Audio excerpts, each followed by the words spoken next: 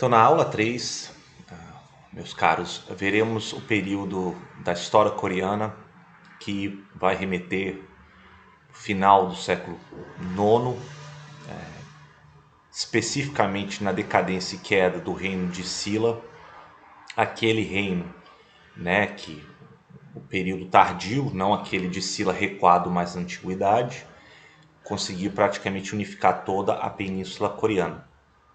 E isso vai conviver, de certa maneira, conflitos ou correlacionamentos com os chineses da dinastia Tang.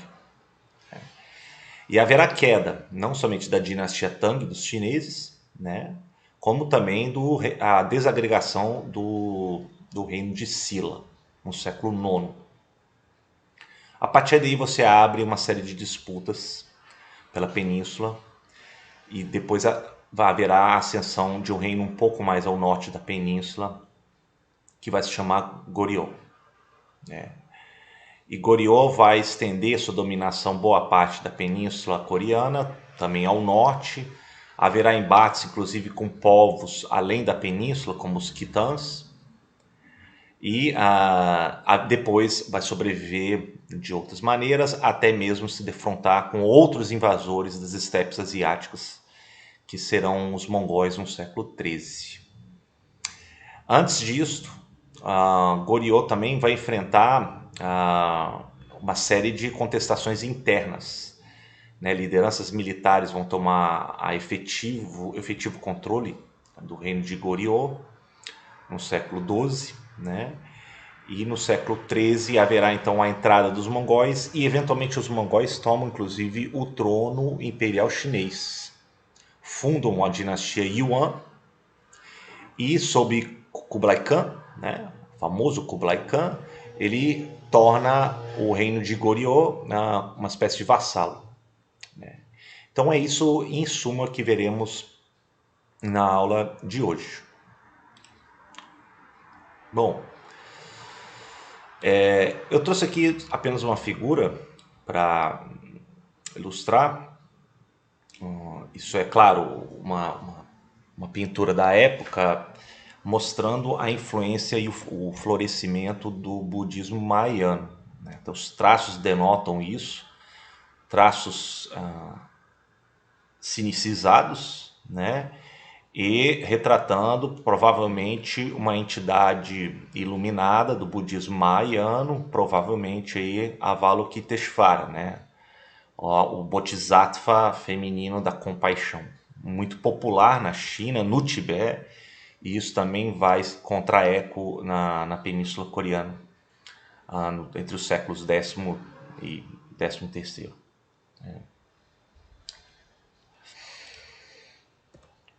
Bom, começando aqui com as considerações então iniciais, veremos que Silla ela encontra-se num período terminal. Você tem contestações vindos de exércitos e lideranças locais armadas que competem pelo controle das províncias do reino de Silla. É uma desagregação, portanto. Efetivamente, a liderança a autoridade começa a girar quase que em torno apenas da capital de Silla, Gyeongju. E essas lideranças locais, eles quase vão se semelhar como se fossem senhores da guerra, E esses tiveram várias origens, não de uma aristocracia nem de uma liderança de um exército unificado. Eles podem ter sido oficiais do exército, mas muitos vieram de origens humildes, de comerciantes poderosos, de monges que organizaram também milícias e outros membros rebeldes da aristocracia. Enfim, há uma desagregação geral na segunda metade do século IX no reino de Silla. A tradicional aristocracia ela tenta manter alguma dominação sobre seus latifúndios, e muitas delas ainda pertenciam a um sistema chamado dos ossos, como eu falei na aula passada, o sistema de classificação dos ossos Golpun. tudo isso vai começar a, primeiro, mostrar a decadência de Sila. Segundo, conjugado com isso, haverá também a crise da dinastia chinesa de Tang, o que abre um vácuo de poder na região aí do leste asiático. Há uma nova conjugação de poderes, né?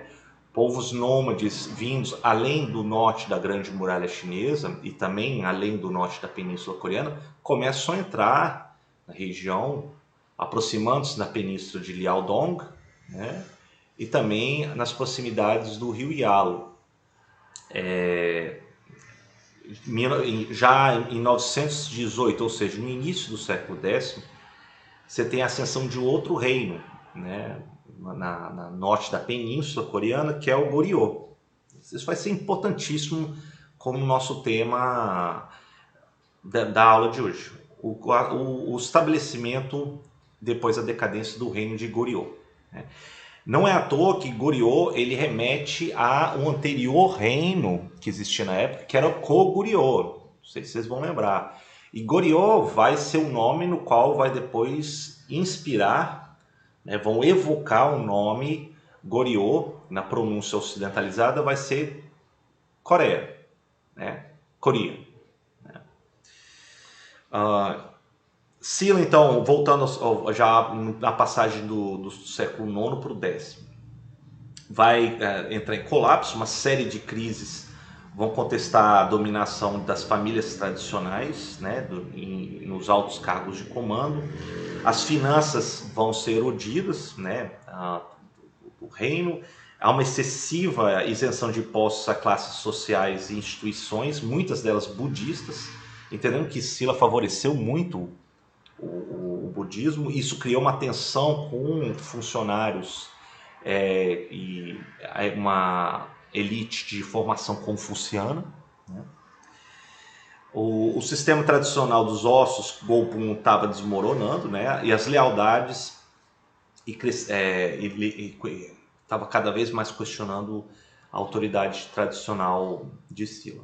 Então, nesse contexto de crise, aparecem figuras de destaque militar e também depois político, né?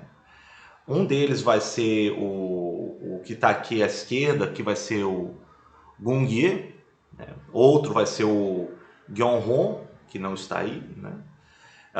Vão se tornar proeminentes senhores da guerra no período aí, no final do século X. Huon era um oficial militar de excelente senso de estratégia e comando. Ele vai comandar seus homens na região sudoeste do coreano, a antiga Baekje, né, o reino Baekje. E Kung-ye, aí retratado à esquerda, ele vai ser também líder de bandidos, de milícias nas regiões centrais, né, que antes pertencia ao antigo reino de Koguryo. Então, Kung-ye, ele vai, visando consolidar a sua autoridade e as lealdades locais, ele reúne as suas conquistas e vai começar a se tornar rei da região central e meridional da Península Coreana. Ainda não como um rei de uma dinastia estabelecida, né? Então, Kung-ye, ele vai inaugurar um período que vai ser, inclusive, chamado o período do Baekje tardio ou Koguryo tardio. Então, haverá aí, na verdade, na virada para o século X, você tem quase que o período de 3 reinos tardios na Península Coreana. Você tem Koguryo, Baekje, né, e Goryeo. Esses 3 reinos depois... desculpa, só corrigindo aqui. Houve três reinos tardios, esse período de 892 a 936, que foi Baekje, Koguryo e Sila. Tá? Foram esses 3. E esses 3 reinos eles vão depois sofrer uma série de modificações com a ação de um outro oficial que era leal a Kung-ye, que é o Wangon. E o Wangon, ele vai reunir todos esses 3, ele vai submeter todos esses 3 reinos, eventualmente dando um golpe, depondo Gung-ye, né, e funda uma nova dinastia em 918, que é a dinastia de Goryeo, né? Ou Goryeo. E ele vai escolher como capital a atual cidade de Kaesong, né? Mas na época era chamado de Gaegyeong. E o nome da dinastia é reveladora, né? Na verdade, era como eu disse, uma abreviação de Goguryeo. Então, o Wongeon, ele na verdade ele vai depois reconstruir a cidade de Pyongyang, que era a antiga capital de Goguryeo, né? Que tinha sido abandonado por Silla. Ele vai renomear a cidade como Sogyong, a capital ocidental, portanto. Isso vai dar uma notável presença estratégica no norte coreano. Ele, na verdade, ele conjuga duas capitais, então, né? E uma um pouco mais central, um pouco mais ao norte. E isso, claro, vai seguir a geomancia budista tradicional, de acordo com a localização perfeita entre o rio e as colinas das montanhas. Pyongyang é idealmente localizado nesse sentido, né? E muito melhor do que a longínqua capital de Silla, que era Gyeongju, que era muito mais costeira, afastado aí das regiões mais centrais da Península Coreana, né?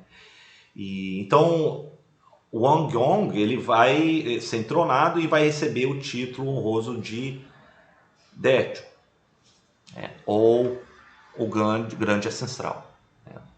Vocês me perdoem com a pronúncia, eu tento aqui o máximo pesquisar, tá? Mas é importante entender que houve então a ascensão e o início de uma nova dinastia de Goryeo.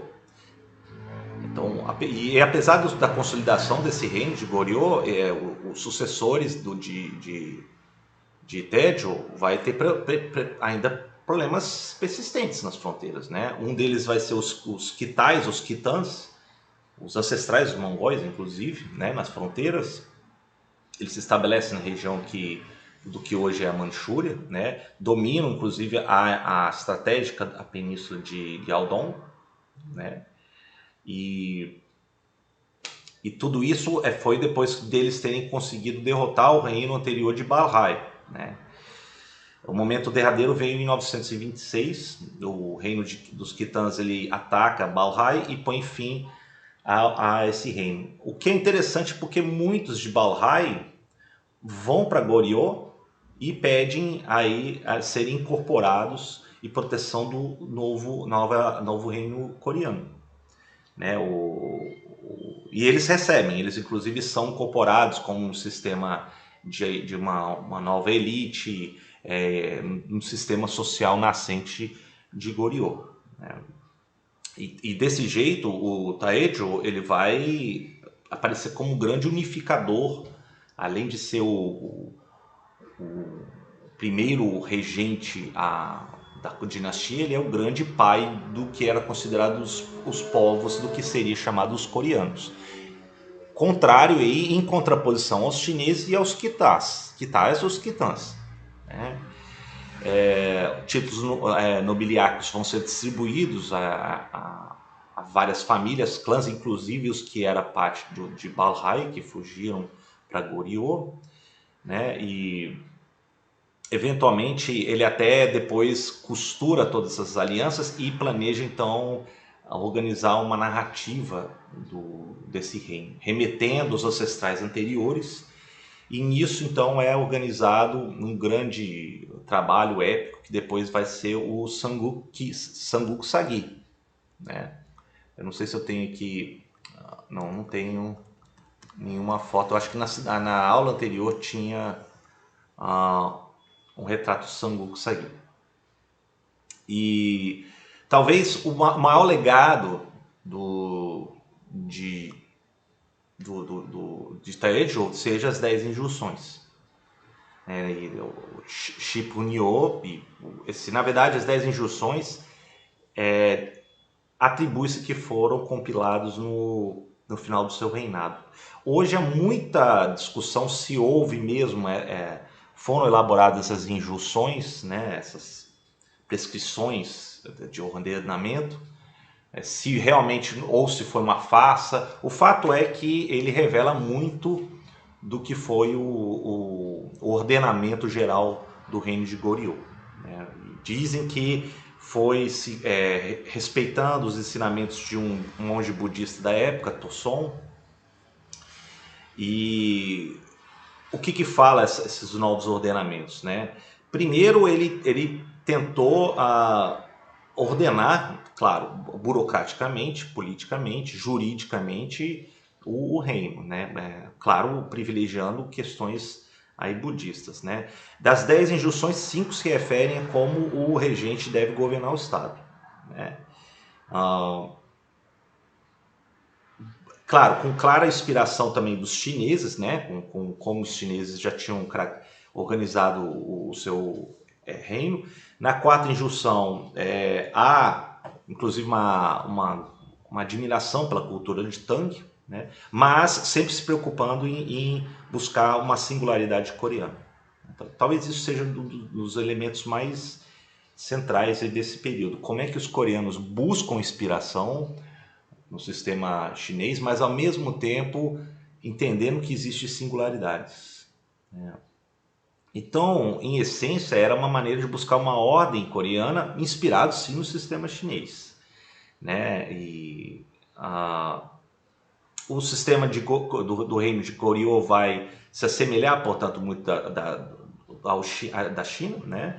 Em 958, o filho de Taejo, o Gwangjong, ele vai institucionalizar o sistema de exames universais, como era praticado na China, os exames imperiais, né? Que na Coreia era chamado de Kwago.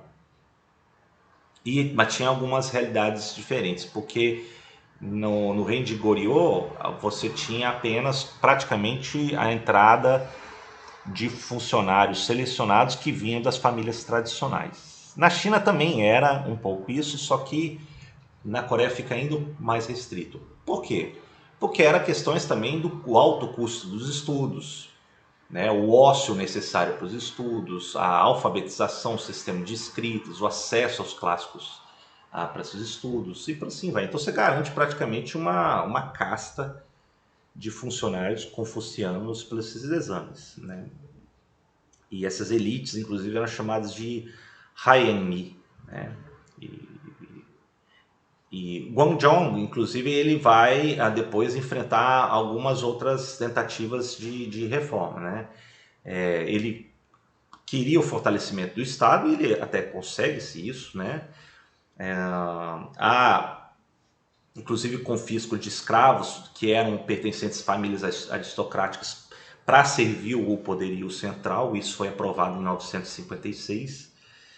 Depois ele vai combater as ameaças dos quitãs além das fronteiras do norte e também a substituição de autoridades locais, antes baseados em famílias aristocráticas, por funcionários aprovados nesses exames imperiais.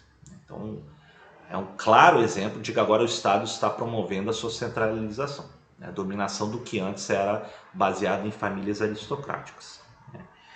Então, o poder central ele se fortalece em detrimento dos poderios locais. Os funcionários vão ser fruto desse sistema de méritos aprovados nos exames, né? E não mais por sangue familiar. E no aspecto militar, Goryeo vai fortalecer-se com os homens recrutados por todo o território, né? Muitos deles ex-escravos que pertenciam às famílias aristocráticas locais, né? Então você tem um duplo aspecto aí, a ascensão de funcionários que deviam a sua lealdade para o reino centralizado de Goryeo, né? Funcionários civis que fossem aprovados nos exames, né, imperiais, e aqueles de cunho militar, que ascendiam a hierarquia militar e se tornavam aí também lideranças militares no reino de Goryeo. Então esse sistema dual, que na verdade vai ser chamado de Yangban, vai produzir depois uma elite, né, que vai dominar a sociedade coreana nos séculos posteriores. Então é assim que surge o sistema Yangban, né, nesse contexto aí em consideração. Então, eu tô até já adiantei isso aqui, da institucionalização do sistema de exames baseados na China, né? Claro que você tinha aí a referência, o privilégio dos Haein, né? O sistema de Yangbang vai começar a se consolidar no reino coreano, né? E acredito que também você tinha ah, limites para essa tendência centralizadora da autoridade do rei, né? Então, em 983 houve uma outra ordenação aprovada de que haveria contenções às tendências centralizadoras do soberano, né? E as questões vitais do Estado, por exemplo, deveria ser aprovado por um conselho de altos ministros. Então é muito interessante, porque não é uma excessiva centralidade na figura do rei, mas você deve também ter um contexto aí de um alto conselho de Estado para efetivamente participar das decisões mais cruciais de cunho militar e legislativo, né? Então isso aí foi uma coisa que foi tipicamente também coreana, que diferenciou também dos chineses, né? Então os problemas iniciais de Goryeo vai se dar sobre esses aspectos, né? Haverá depois outros embates. Então, por exemplo, no início do século XII, Goryeo vai ter outros povos da sua fronteira que vão fustigar as suas muralhas defensivas no norte, né? Inclusive comparam-se esse sistema de muralhas ali na região do rio Yalo com até a grande muralha da China, né? No século XII, por exemplo, existiram outros povos que foram os Chujin, né? E os Chujin, ou os Qins, eles vão suceder os Khitans na região da península de Liaotong e todo o norte da China. Inclusive, ele força a dinastia chinesa dos Songs, já na época do século XII, a fugirem mais para o sul. E aí os Songs, inclusive, fundam a sua capital na região de Nanquim atual, que era Tianjin na época, né? Que foi fundada em 1129. Mas as relações de Goryeo e a China, dos Songs, vão se aprofundar, mesmo porque há interesse dos dois de combater esses nômades, os Chujins, né?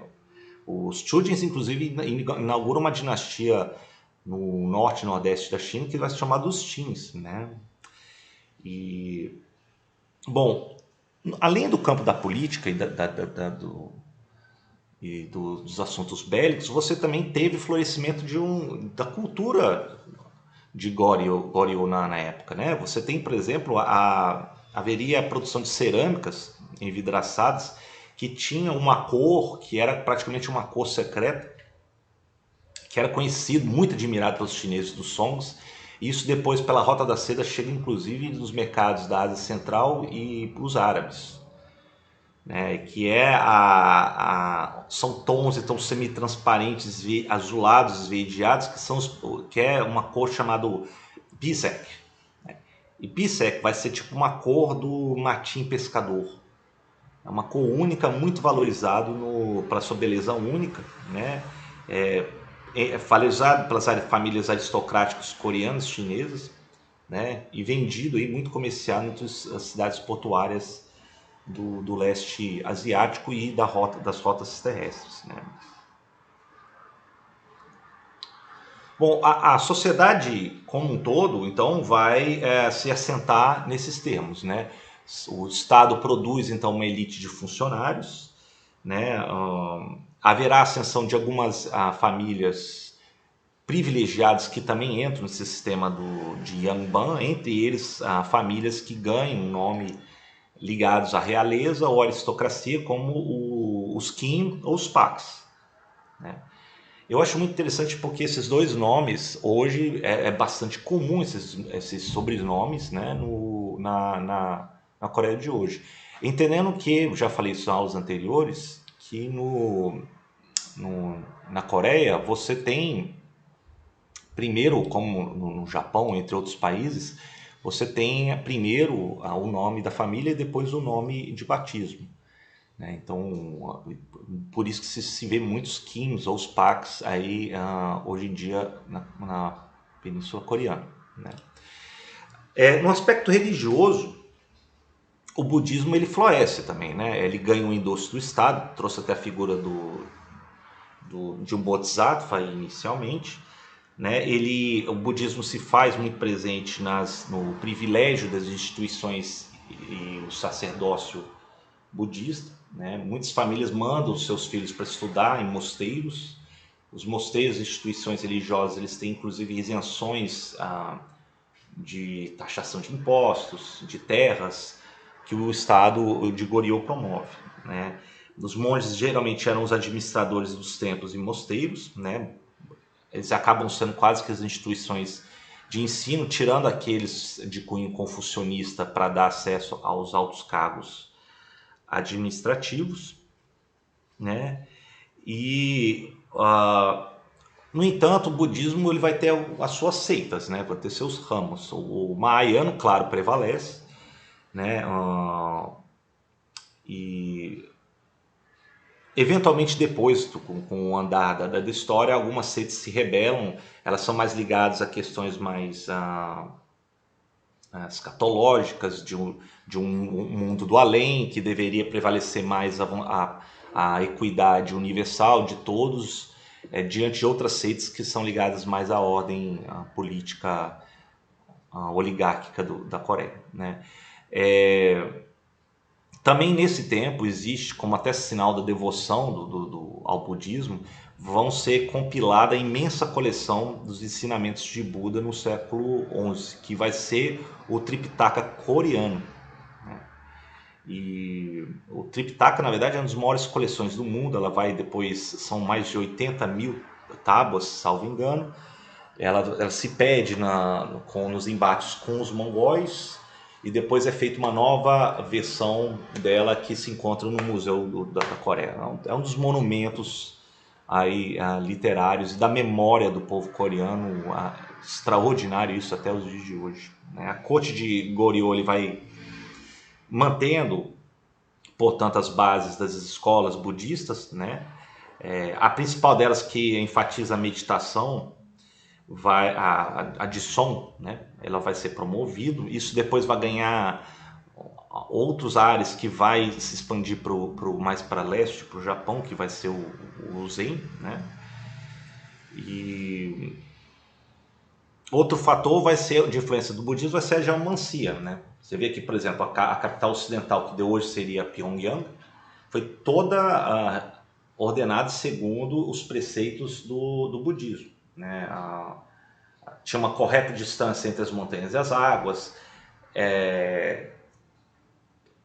Devia ser recomendado a permanência do rei e a corte por 100 dias por ano ali, para dar boa sorte, né? Isso vai atrair não somente a corte, como também os familiares, os aliados, a nobreza, viajantes e peregrinos coreanos ao longo do tempo. Então Pyongyang ele floresce, ele incha por esse tempo. Isso vai contrapor aquelas cidades que não tiveram endosso da geomancia budista, né, mais para o sul, né?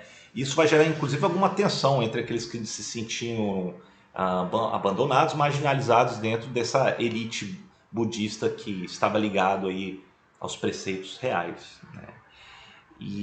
Então isso foi inclusive até focos de rebeliões, né? Então no século XII você teve já algumas rebeliões dos coreanos mais meridionais contra a corte de Goryeo. Os Khitans vindos de Liao, eles vêm também, fustigam, juntos com os Chujens, a região norte da Península Coreana.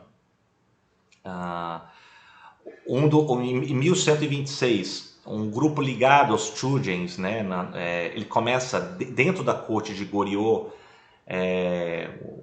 liderados pelo sogro do rei Incheon na época. Ele tenta dar um golpe palaciano, mas ele vai ser reprimido, né? E Goryeo vai tentar retomar as rédeas do poder nesse período bastante turbulento, liderados muito pelas ideias de um monge budista chamado Myo Cheong, né?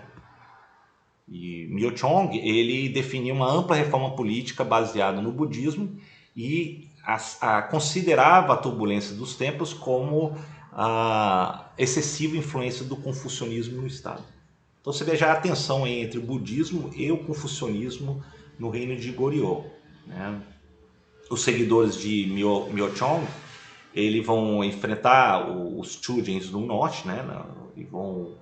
Os Chujin, inclusive, chegam nas proximidades do que hoje é a capital Pyongyang. E tudo isso então vai mostrar um período de turbulência e tendências de tentar revitalizar o reino de Goryeo, né? O Incheon, por exemplo, ele passa a endossar todas as sugestões do monge Myochong, né? Ele permanece como o preceito do budismo em Pyongyang por 120 dias, né? Inclusive o rei Incheon ele manda construir um palácio real de acordo com as profecias geomânticas, né, do monge Myochong, né? Mas naturalmente isso vai ter um desgaste, né? Você, por exemplo, o excessivo favorecimento ao budismo vai produzir uma reação da aristocracia letrada baseados no confucionismo. Então um desses letrados, né, nos preceitos do confucionismo era o Kim Buzik.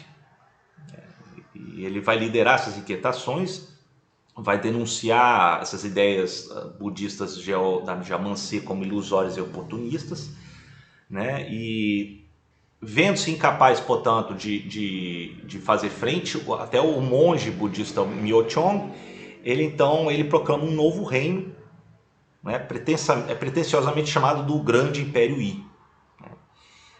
E o Kim Buzik ele vai tentar liderar rebeliões contra esse monge budista e eventualmente ele vai comandar as forças de Goryeo e vai suprimir as rebeliões em 1136. Kim Buzik, na verdade, ele vai permanecer como o mais influente membro do Conselho de Altos Ministros de Goryeo, né, até 1142. Então o que aconteceu? Na verdade, foi a elite confucionista, ela, junto com apoio militar, ela reprimiu os anseios populares liderados pelo aquele monge budista, né? Em meados do século XII, o Kim Buzik, talvez tentando criar uma nova legitimidade histórica, ele manda compilar uma outra narrativa do seu reino que vai ser conhecido como o Samguk Sagi. Eu disse, buscando então as origens de Goryeo, a remeter desde o venerável reino de Joseon de Silla nos seus tempos áureos. É engraçado que essa obra ela foi muito inspirada na obra clássica conhecida pelos confucionistas do Shiji, né, que é do Sima Qian, né? E o Samguk Sagi então ele vai surgir em 1145 como a primeira grande obra da história coreana. Claro, isso vai gerar uma série de reações, além dos budistas. Haverá um corpo militar descontente com isso, né? Eles combatem, os militares estão combatendo os Khitans e os Jujins, eles não se sentem plenamente promovidos e reconhecidos, né? Além do mais, o funcionário civil nomeado confucionista deveria supervisionar os militares, né, visando assim garantir um estado mais pacifista e diplomático, mas isso vai gerar uma tensão cada vez mais insuportável na sociedade coreana da época, né? Então, com o agravamento das invasões nas fronteiras, a crise dinástica chinesa no século XII, os efeitos são cada vez mais nocivos e duradouros sobre o reino coreano, né? A classe militar, eventualmente, em Goryeo vai se sentir cada vez mais marginalizados e eles se revoltam de maneira organizada. Então, 1170, esses vários oficiais militares eles organizam um golpe de Estado e inaugura-se um período de regime militar sobre o reino de Goryeo, né? Claro, isso vai estar num contexto de várias rebeliões, de revoltas camponesas, populares. Uma delas, inclusive, vai ser de escravos em 1198, que praticamente toma a capital, né? E depois dessas estabilidades vai surgir uma liderança militar, né, de cunho militar, que vai ser um general da família dos Choi, que é Chung Hong. E ele consegue se manter no poder, na verdade, até no início do século XIII, em 1219. Enfim, essa junta militar, Chung Bang, ele vai assumir a autoridade coreana. Ele vai tentar manter depois as tradições e ligações aristocráticas. Alguns membros letrados confucianos e monges, eles se refugiam no interior, o que é muito interessante, porque eles começam a inaugurar uma tradição de se retirar da vida mundana e buscar abrigos no meio interiorano, né? Para buscar uma ordem cósmica natural e desenvolvimento espiritual. Outros desses rebeldes começam a questionar o sistema político, né? Como Lee Kyu-bo, né? Ele vai inclusive servir como primeiro-ministro do regime militar dos Chois, né? E, enfim, para a virada do século XIII, novas constelações de forças começam a surgir nas fronteiras do reino de Goryeo. Esses vão ser ainda mais devastadores, né? Vindo das estepes asiáticas, né, nas primeiras décadas do século XIII, vem a grande nação, o conjunto de nações que são organizadas na liderança de Temujin, né, que a gente conhece como Gengis Khan. E Gengis Khan, os mongóis, eles vão para cima, por exemplo, dos Chujin, na região de Liaodong, derrotam os Chujins, né? 1219, os mongóis chegam inclusive a propor uma aliança com o reino de Goryeo para lutarem contra os Khitans e os Chujins, né? E nesse período começa a ter, as tensões aumentam entre os coreanos e os mongóis, mesmo porque o enviado de Gengis Khan ele tinha ido cobrar um tributo e ele foi morto pelos coreanos, né? Então, em 1231, os mongóis eles invadem o reino de Goryeo, tomam a cidade de Gaogyang, que é Pyongyang no norte, né? E Goryeo teve que então reconhecer, derrotados, teve que reconhecer a soberania mongol. Então, Goryeo vira um vassalo dos mongóis a partir de então, né? As invasões dos mongóis eventualmente vão durar a sua dominação por praticamente 40 anos, de 1231 até, na verdade, além do que está escrito em 1270. Inclusive, a primeira reação dos coreanos era tentar proteger o que tinham para não sofrer a ira dos mongóis. Então, um deles foi... eles perderam o Tripitaka coreano, depois eles fizeram uma nova versão. Segundo, eles tentaram mudar a capital que tinha sido ocupada no norte e mudaram-se para a ilha de Kangwa, porque eles achavam que os mongóis não tinham poderio naval expressivo. Mas eles se enganaram, né? Primeiro porque a corte se isolou na ilha de Kangwa, então deixou a península coreana praticamente aberta aos mongóis, né? Enfim, e outra coisa a ser notada é também a impressão, há uma necessidade de uma nova impressão do Tripitaka coreano, né? Esse monumento da literatura dos ensinamentos budistas entre os coreanos. E depois que eles foram perdidos contra a ira dos mongóis, eles começam então a elaborar a confecção de placas para servir de imprensa, placas metálicas a servirem de imprensa, para depois poder ter aí a confecção das páginas do Tripitaka.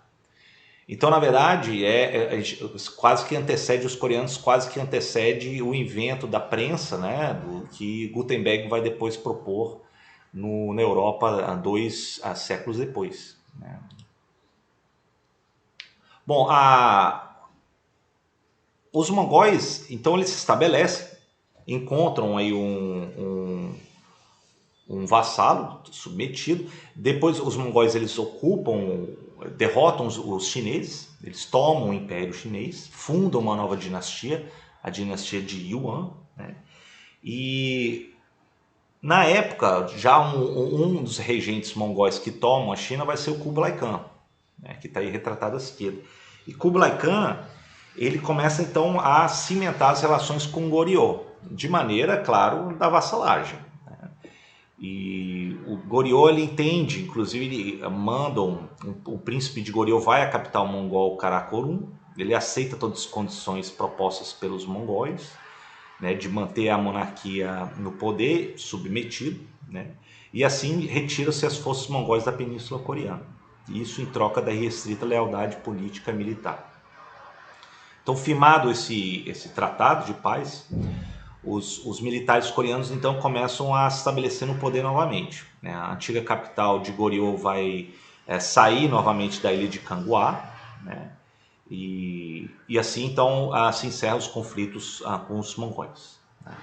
Kublai Khan, ele tinha também um outro plano, né? Ele tinha já recebido uma forte educação chinesa, né? Ele ascende ao trono em 1271, perdão. Em 74 ele começa então a pedir o envolvimento de coreanos para organizar uma grande expedição naval contra o reino do arquipélago japonês, né? E em 1274 muitos coreanos atendem isso como uma submissão, né? Muitos não concordam, mas enfim, a primeira invasão em 1274 para as ilhas japonesas, nas ilhas meridionais, dá terrivelmente errado, né? Tem um tufão, quase que aniquila boa parte da frota naval, né?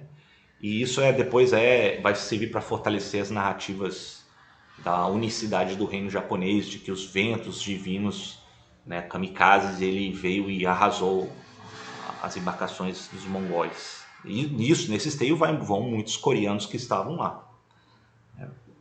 E alguns anos depois, em 1281, Kublai Khan manda uma expedição maior ainda, né?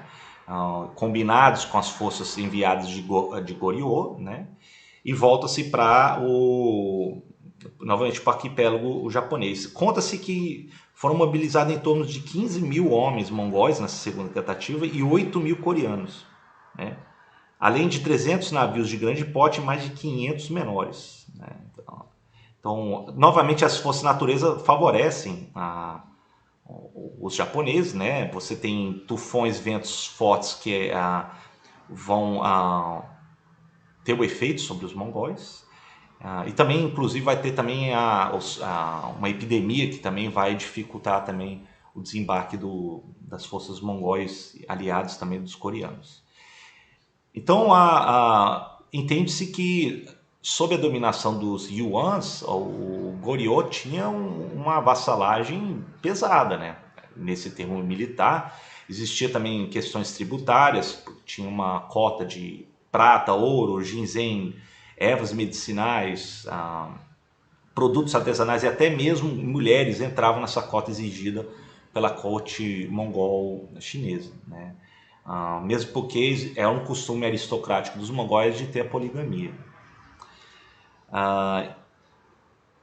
No reino de Goryeo, né, você teve a ascensão de todos aqueles ligados ou aliados aos mongóis, né? Então eles ascendem como uma elite aí até meio estranha com relação aos restantes dos coreanos, né?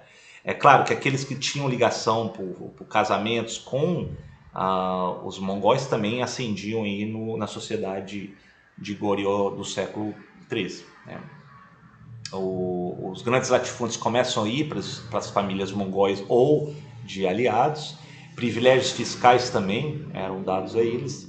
Então tudo isso começa a fermentar uma ideia de um sentimento nacionalista anti-mongol na sociedade coreana, né, em fins do século XIII. Então é importante a gente reter também essa informação. Bom, na economia e no comércio, a Coreia ela floresce, né, nesse período, né? A dominação política militar está dada, mas com o estabelecimento dos mongóis de uma ordem transasiática que vai vir desde o extremo leste asiático até a Ásia Central e atingir ali as terras muçulmanas no Oriente Médio, ou seja, a Rota da Seda, como vulgarmente se refere, você tem a florescimento do comércio, de troca de produtos, troca de ideias, né, de pessoas que ascendem nessa nova ordem mongólica desse período. Então, vias de acesso aos mares e os portos, né, e mercados muçulmanos vai ativar uma tremenda demanda desses produtos chineses, coreanos e japoneses, né?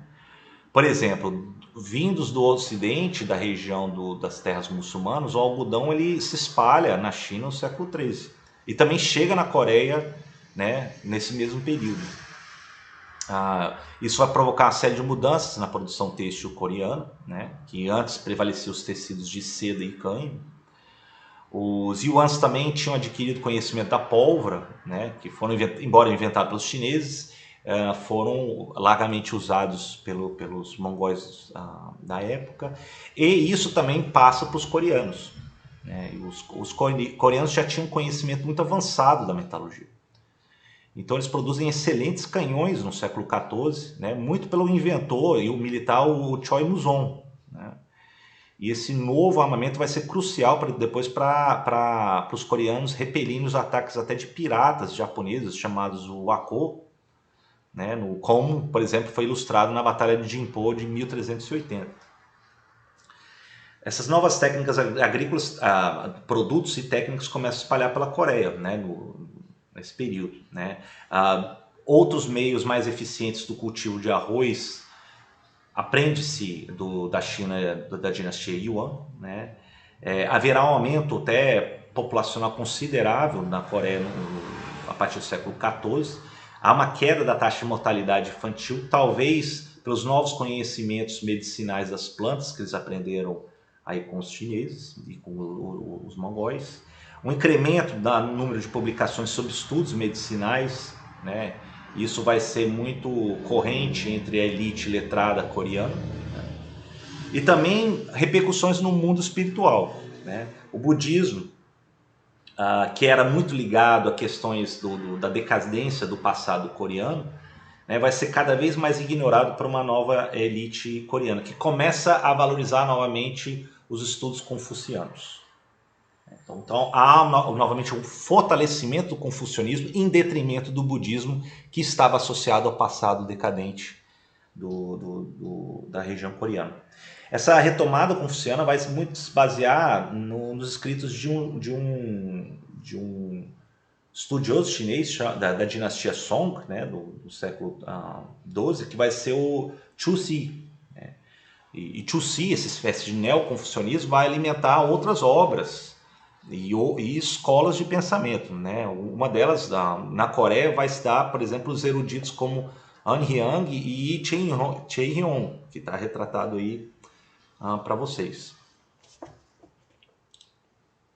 Então, o que temos em suma aqui a considerar? Né? Primeiro,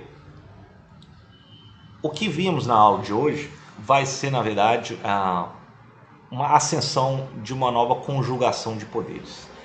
Silla ele cai, né, eventualmente no século IX. Você tem uma série de tensões sociais, políticas no poder. Haverá também mudanças na conjugação de poderes hegemônicos na região do leste asiático, a queda da dinastia Tang, a ascensão e queda dos Songs e a ascensão dos mongóis na dinastia Yuan. Os mongóis da dinastia Yuan, inclusive, vão repercutir a sua presença sobre a península coreana, tornando-a vassala aos mongóis. Né? A ascensão de Goryeo a partir do século X e vai atravessar esse período aí até o final do século XIII, vai ser a característica hegemônica mais notável na península coreana.